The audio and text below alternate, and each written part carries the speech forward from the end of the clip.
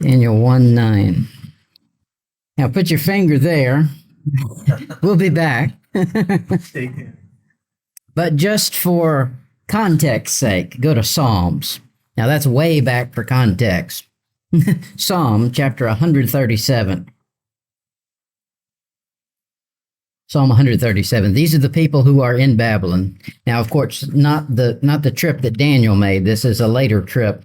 3 times Babylon comes in and depopulates Israel. Here's the people's response to it. Psalm 137, verse 1. By the rivers of Babylon, there we sat down. Yea, we wept when we remembered Zion. We hanged our harps upon the willow in the midst thereof. For there they that carried us away captive required of us a song, and they that wasted us required of us mirth, saying, sing us one of the songs of Zion. That is, cheer up, boy, we want to hear some happy music. Now, the Babylonians, Nebuchadnezzar, every one of them were mean, cruel people. Look down at verse 8.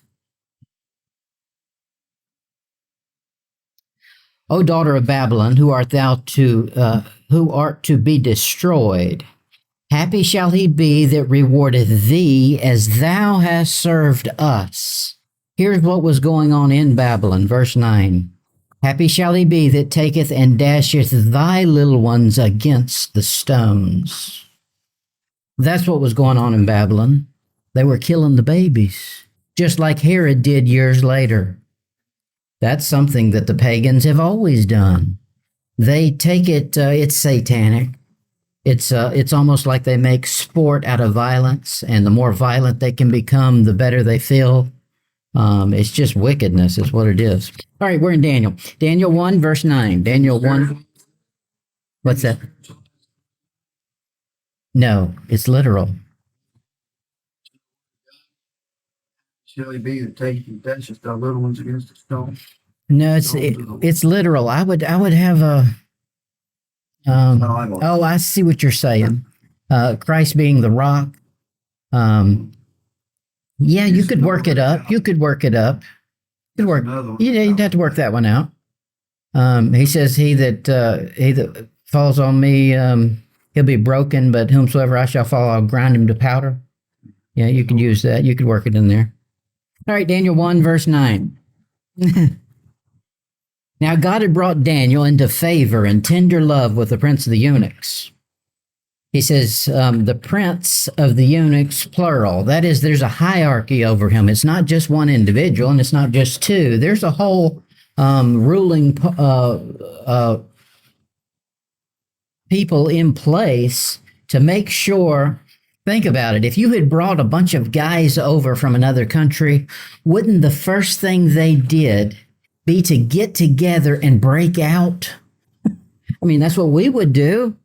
If a bunch of us had been taken captive, we'd all get together and say, when they're not looking, we're getting out of here. Okay, well, to combat that, they have a whole team of overseers. He says, prince of the eunuchs, plural. Now, God's given this favor here. God can do this. Even in a horrible situation, he can give favor for your benefit. Doesn't mean the person that's given you the favor suddenly became saved. God doesn't require perfect obedience for him to move. Look at the rulers that he's used throughout. Here's one right here, Nebuchadnezzar, pure wickedness, and God's going to use him anyway. Genesis 32. Genesis 32, verse 28. Talk about a crooked character. Jacob. Jacob has a wrestling match. And you read the story, and basically Jacob is worried that he's going to lose his stuff, including his wife or wives. And he's got a wrestling match with the angel here. And here's the conclusion, Genesis 32, 28. And he said, thy name shall be called no more Jacob, but Israel. For as a prince hast thou power with God and with men, and hast prevailed. Now that's good. God says, I'm going to dump out a little special favor here.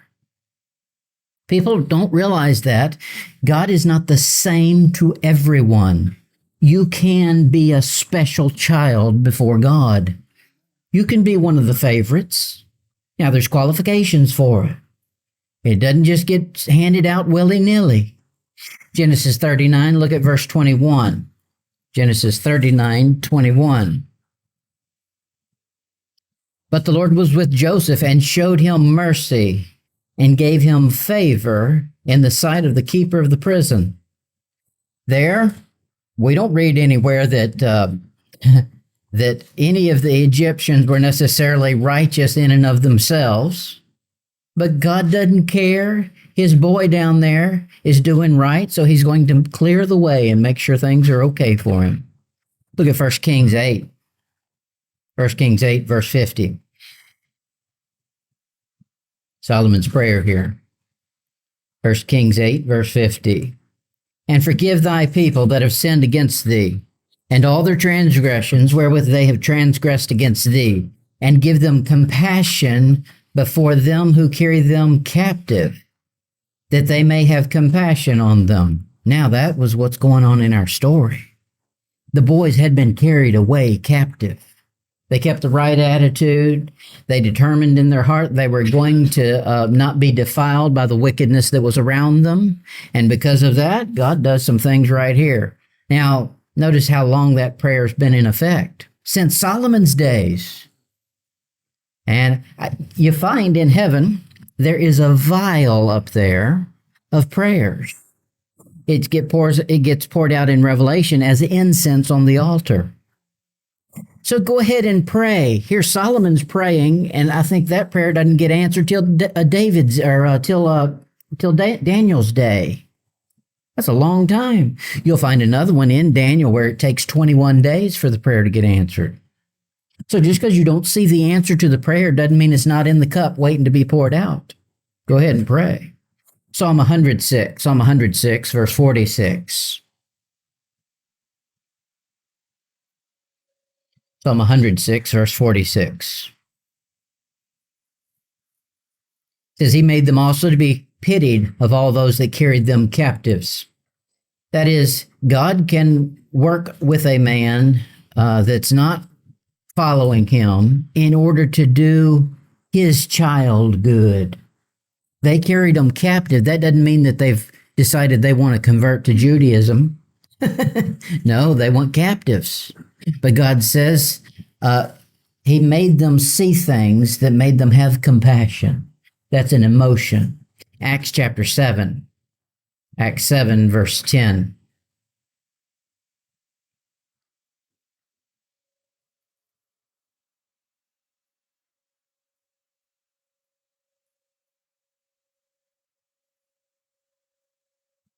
Acts 7:10.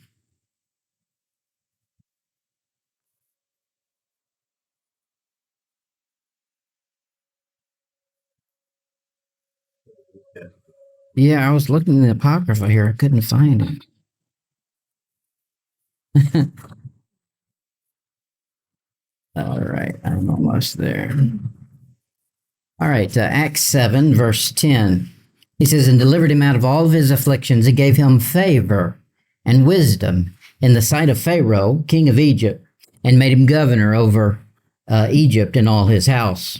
That is similar to what's going to go on with Daniel, is God's going to pick a heathen person, and he's going to make him, or he's going to bring out compassion and favor in that man in order to do his child good. And he does it here, and it goes to such an extreme that it makes him, appoint him as a ruler in the land. That's good stuff. But don't confuse this favor and respect as being friendship. That's where people get confused. They read through this book of Daniel, and just at first glance, without having enough Bible in you, you would think Daniel and Nebuchadnezzar become friends. Don't believe that's biblical. It's not the way it went down. James chapter 4. James 4, verse 4.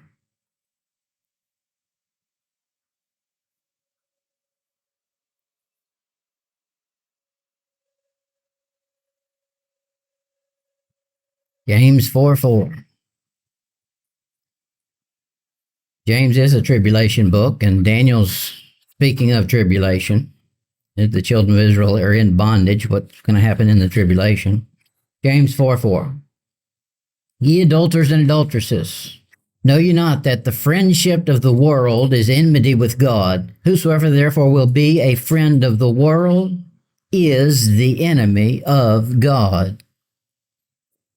Daniel didn't try to befriend Nebuchadnezzar as his good buddy. Now, you can be cordial to someone, you can have respect for someone's office, without being their friend. Being their friend means you're equals. You're not on guard. He says right here, of the world, you should always be on guard. Y'all aren't on the same page. Like Jehoshaphat telling Ahab, I'm just like you, and my horses look just like yours, and I got to clean the poop just like you do. No, they don't. They're different. John chapter 15.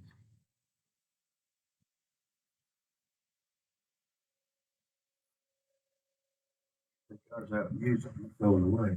What's that? What do we throw away? Oh, yeah. He uses it. That's right. John 15, verse 19. Jesus says, if you were of the world would love his own. But because you're not of the world, but I have chosen you out of the world, therefore the world hateth you. It's not you in particular. It's you because you stand for something much bigger than a rotten human just like them. Now, let's face it, we're all rotten humans. Some of us are okay with that and some are not. That's the difference. 1 John 2, verse 15.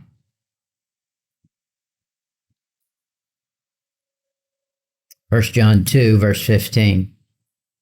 A difficult passage. It says, love not the world, neither the things that are in the world. Okay, you've all failed right there.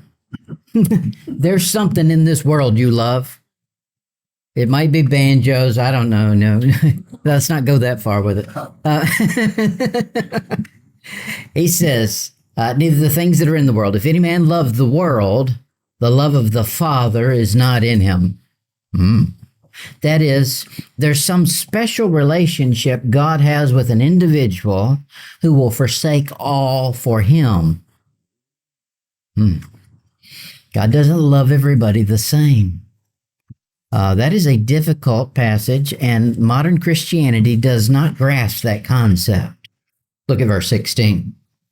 For all that is in the world, the lust of the flesh, the lust of the eyes, and the pride of life is not of the Father, but is of the world. So those are the things designed by the devil that are in the world to keep God from giving you a special love. These are his advertisements, his traps that he sets. Because if you weren't involved in all of these things of the world, you would have a special love from the Father that you wouldn't have otherwise. Daniel 1, verse 10. Daniel 1:10. And the princes of the eunuchs said unto Daniel, I fear my lord the king. I guess so. Who hath appointed your meat and your drink? For why should he see your faces worse liking than the children which are of your sort? Talk about prejudice. Why should he see that your kind, your sort, looks different all of a sudden? Then shall ye make me endanger my head to the king. Now, this is not a flippant threat here, or he's not just complaining that they're not doing exactly what he said. He's saying, what you're asking me to do could get me killed. Now, that's a fact. That shows you how strict and demonstrative it was that you obey the letter of the law. Verse 11, then said Daniel unto Melzar, this is a new name, we've not seen this one before, Melzar, whom the prince of the eunuchs had set over Daniel, Hananiah, Mishael, and Azariah. An important verse. He says, prove thy servants, I beseech thee, 10 days, and let them give us pulse to eat and water to drink. So we're going to cover this, and let me fix something because I lost my notes. There we go. He said in our passage there that the eunuch Melzar is saying, hey, I'm scared that if I were to fulfill what you want me to do, my head's going on the chopping block, not yours. It's a good threat. Jeremiah 29, verse 21, he says this, thus saith the Lord of hosts, the God of Israel, of Ahab the son of Kohath, and of Zedekiah the son of Mishael, how do you say that? Of Manasseh, man, I cannot read, which prophesieth a lie unto you in my name. Behold, I will deliver them unto the hand of Nebuchadnezzar, king of Babylon. Now, you're going to get a description from God of Nebuchadnezzar. And he shall slay them before your eyes. That's how nice a guy he was. He'll kill somebody, he'll kill your family members right in front of you. And of them shall he take up a carcass by the captivity of Judah, which are in Babylon, saying, the Lord make thee like Zedekiah and like Ahab, whom the king of Babylon roasted in the fire. That is, he put them on a spit, like you would a pig. This is pure wickedness, but that's Nebuchadnezzar. That's the Nebuchadnezzar we're talking about here. He's a scary guy. When the guy comes in there and says, I'm scared to, bring this petition before my boss because I might get killed for it, he's telling the truth. Get fired. You might get fired. Yeah, he was really getting fired up. Jeremiah 39, verse 6. Then the king of Babylon slew the sons of Zedekiah and Riblah before his eyes. Also the king of Babylon slew all the nobles of Judah. He's yanked the supposed king off of the throne and killed him. That should have been enough. But he says, no, I want to be sure that nobody else gets the idea they can get on that throne because they were related to the king. Let's kill them too. Whew. Look at verse 7. Moreover, he put out Zedekiah's eyes and bound him with chains to carry him to Babylon. I think I'd have said, can I just go ahead and sign up to die too? But no, that wasn't enough. He wanted to stretch out the punishment, the cruelty. And that's, we won't spend too much time there, but that's the way the pagans were. Now Daniel says something. He says, prove us. Let this be a little test for 10 days. 10 is you know what the number 10 is in the Bible. Well, in the Bible, that's a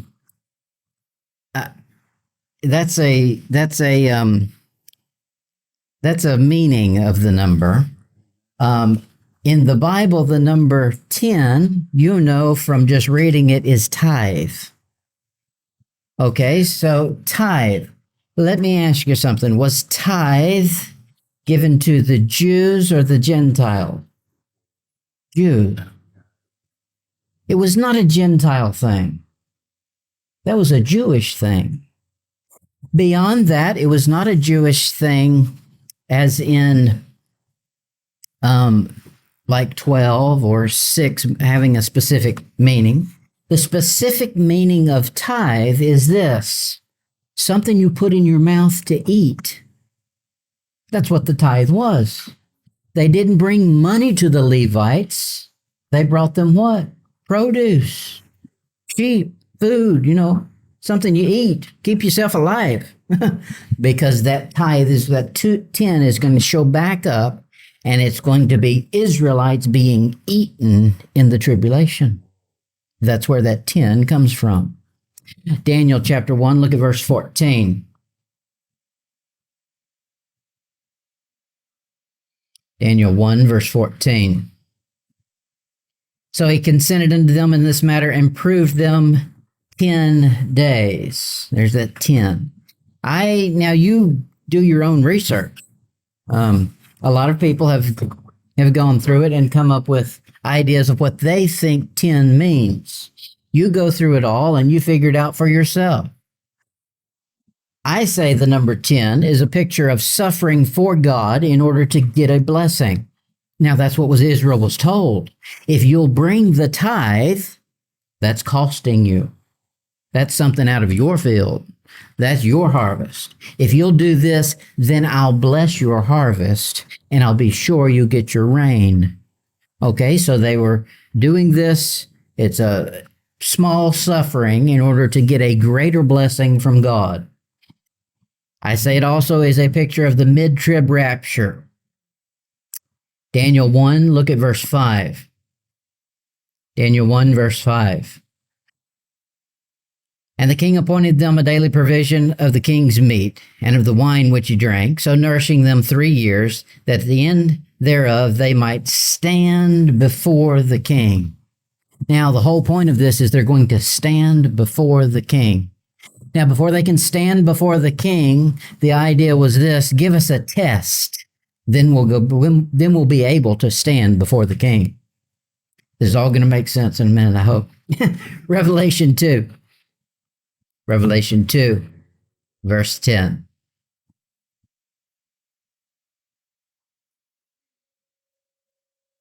Revelation 2:10.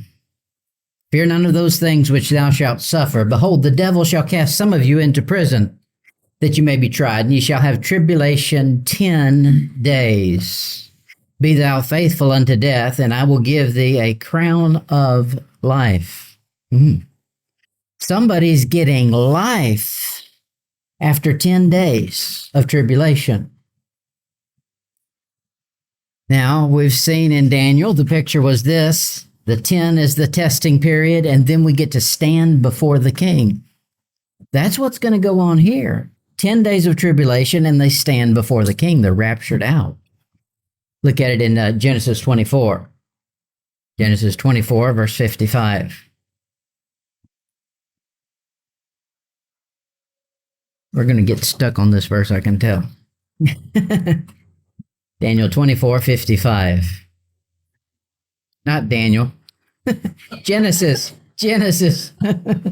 If you can find a Daniel 24, memorize that one too. That's right. And quote it backwards.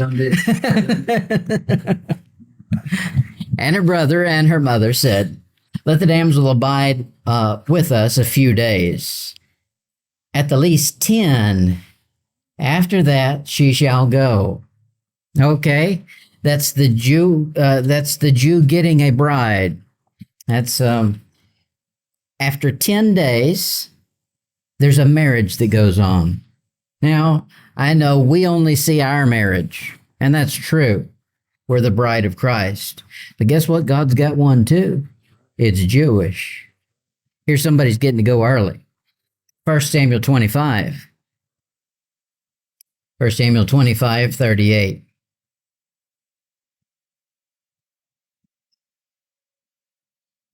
You'll find from reading Revelation, the chapters there to the churches, that he's giving them threats. He's saying, if you don't do this, this will happen. And it's not benign things. It's not, I'll count to 10. I'll put you in time out. It's, I'll kill you. That's right. 1 Samuel 25, verse 38. And it came to pass after about 10 days after, that the Lord smote Nabal, that he died. He had 10 days, and at those 10 days, he did not do the things he was supposed to do. Now, he was a hard-hearted man. That's those people in the tribulation, the churches in the tribulation he's warning in chapter 2 and 3, that if you don't straighten up, woe is you. And I say in particular here, that's that 10-day period, and they get out or they get destroyed. Nehemiah 5.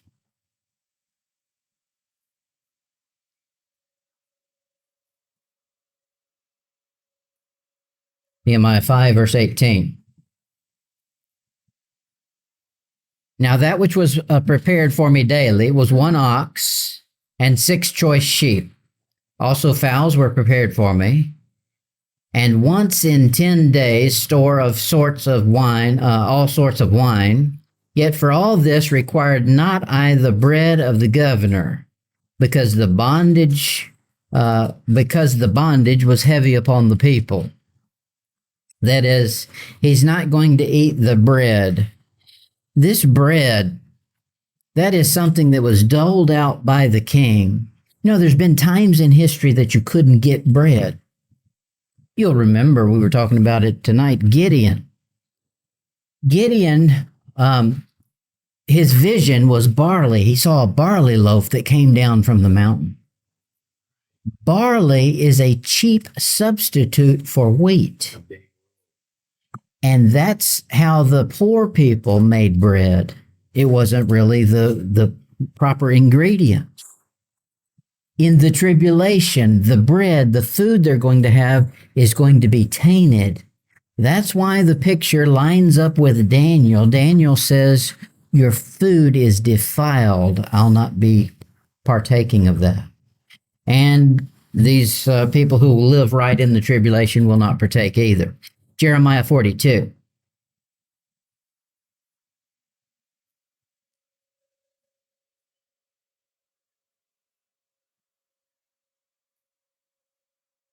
Jeremiah 42, verse 6. Whether it be good or whether it be evil, we will obey the voice of the Lord our God, to whom we send thee, that it may be well with us when we obey the voice of the Lord our God. Okay, so you determine yourself you're going to do right. That's what he's saying. And it came to pass after 10 days that the word of the Lord came unto Jeremiah. They determined they were going to do right. God didn't just automatically say, boom, okay, here's you a message. He made them wait 10 days, that time period. Daniel 1, look at verse 12. Daniel 1, verse 12.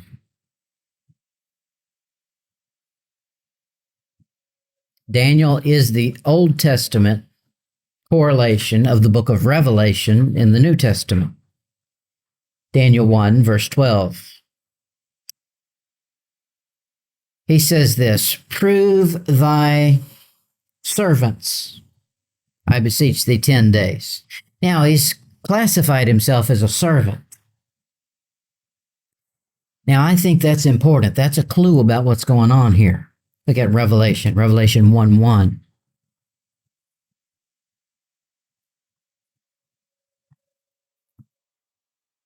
Revelation 1:1. If you are a Christian, you are not a servant. Now, you should serve, but you're not a servant. You're a son.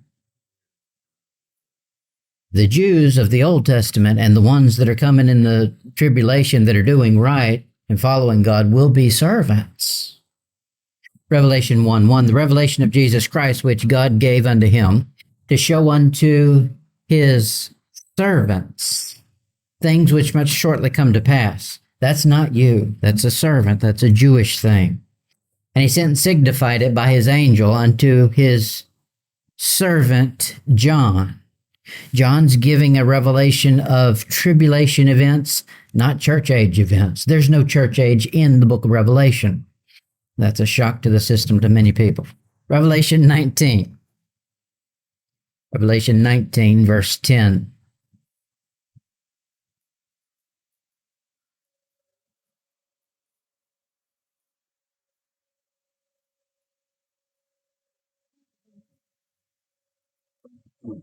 Revelation 19:10. And I fell at his feet to worship him. It's the angel that's been giving him all this info. And he said unto me, see thou do it not. I am thy fellow servant and of thy brethren that have the testimony of Jesus, worship God. For the testimony of Jesus is the spirit of prophecy. It says all this prophecy I've been giving you doesn't mean I'm God. It just means that's the Spirit of God. He says, who I really am is a fellow servant just like you and of your brethren. That is, I'm Jewish too. So you got a clue to who this is. Well, somebody might think that. I say this is Daniel. We'll follow it one more time. Revelation 22:9.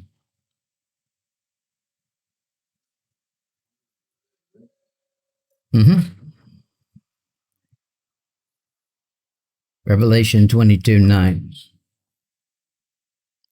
Same thing happens again.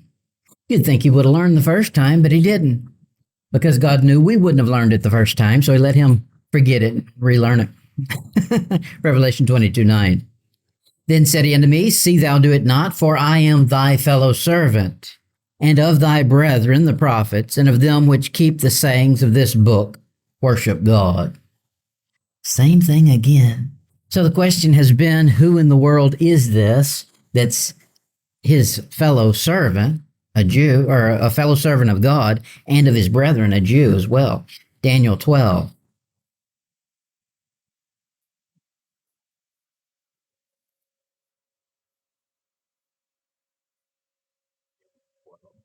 Daniel 12, verse 4.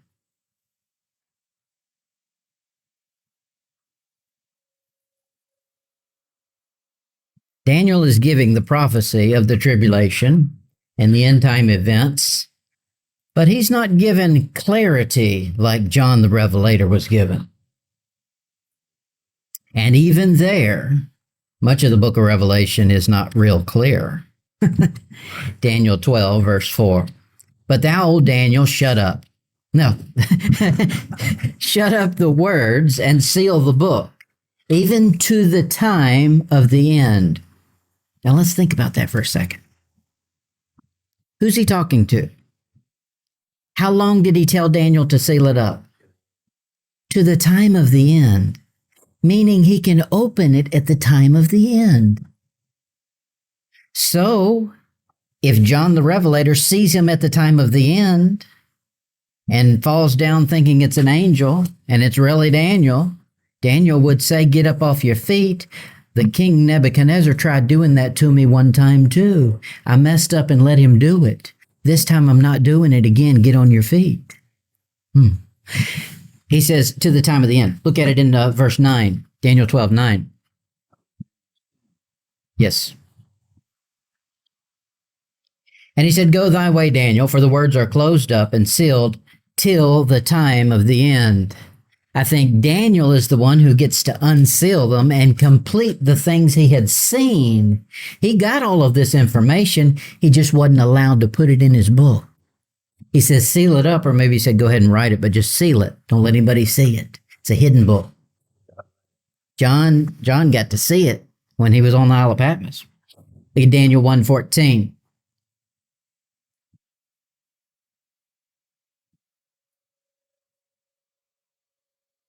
Daniel 1:14.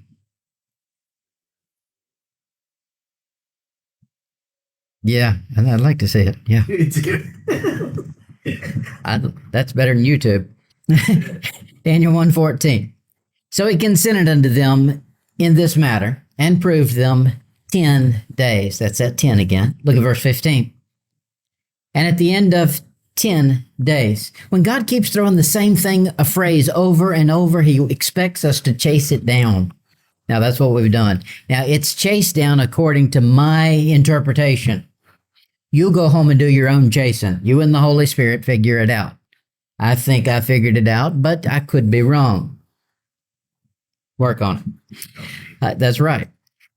He says, and at the end of 10 days, their countenance appeared fairer and fatter in flesh than all the children which did eat of the portion of the king's meat. Which one's better? Daniel and his friends, or these other people? Obviously, it was Daniel and the ones who had taken the cheap substitute for the king's meal.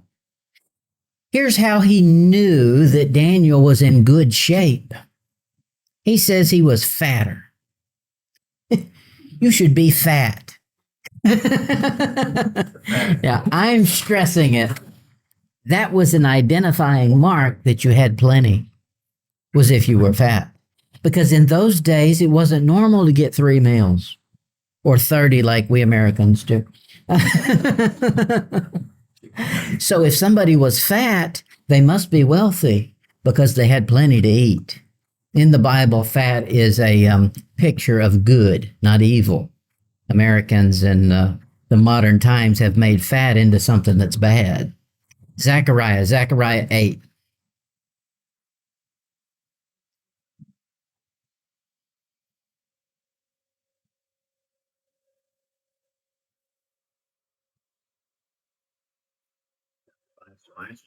Mm-hmm.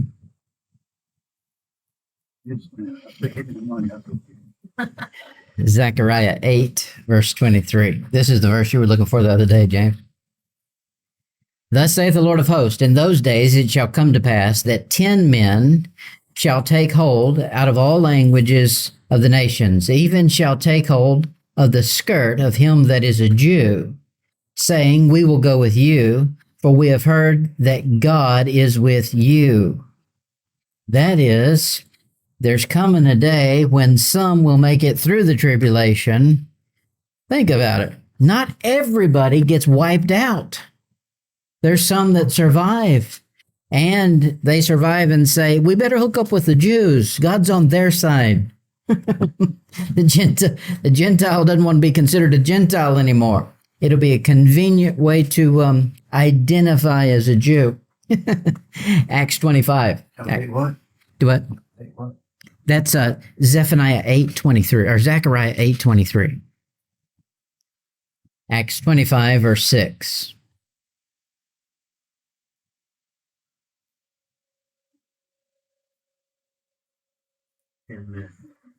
Mm-hmm. Acts 25, verse 6. And when he had tarried among them more than 10 days, he went down to Caesarea. And the next day, sitting in the judgment seat, commanded Paul to be brought. Okay, 10 days, and then Paul goes on trial before the ruling official there. 10 days here in the tribulation, and somebody's getting out, and they'll go stand before the king, the real one. Isaiah 6, verse 9.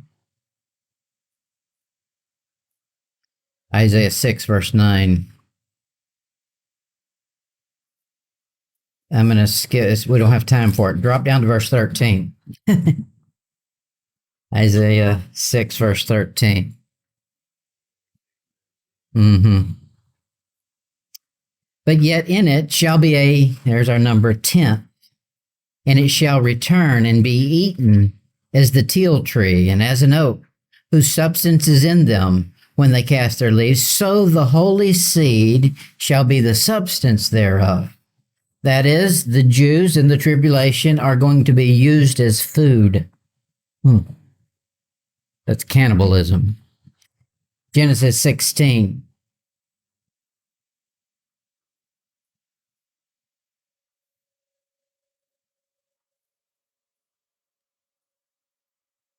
Genesis 16, verse 3.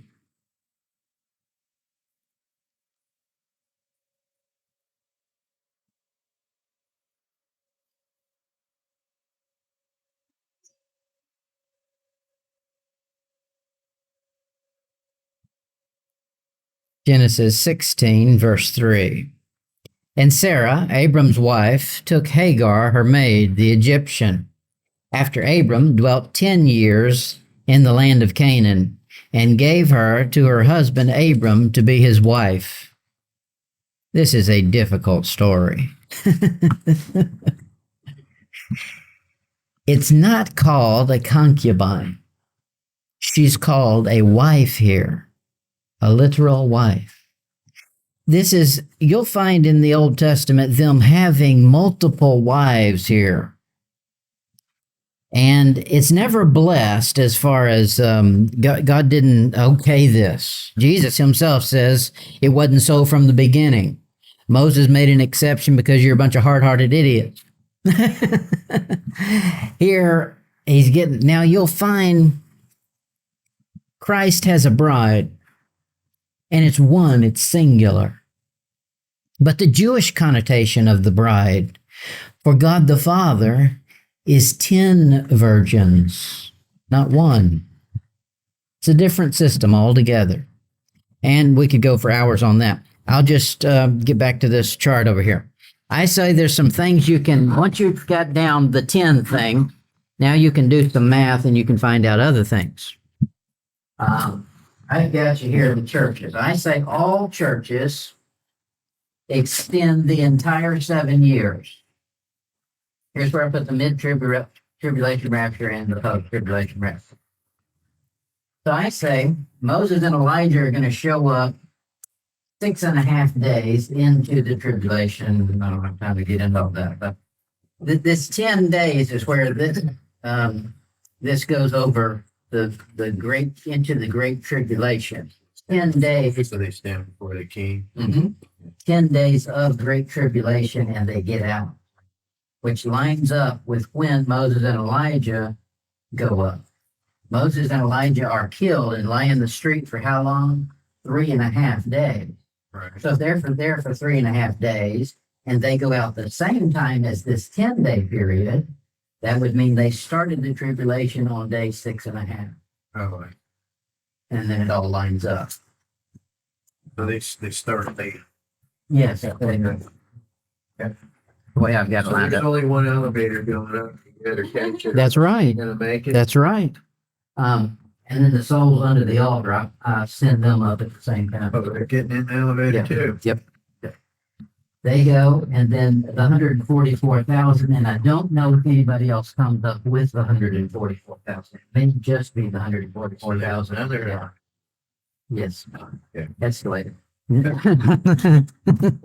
Jacob's Right. Daniel 1, verse 13. We don't have time.